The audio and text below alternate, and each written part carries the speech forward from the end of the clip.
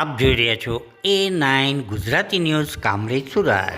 હું છું આપનો કાકુ. કડોદરા પાસે જોડવા ગામ પાસે આવેલી પ્રખ્યાત મિલ તેવી વરેલી ગાર્ડન મિલમાં આજે વર્કરો બહાર જોવા મળ્યા.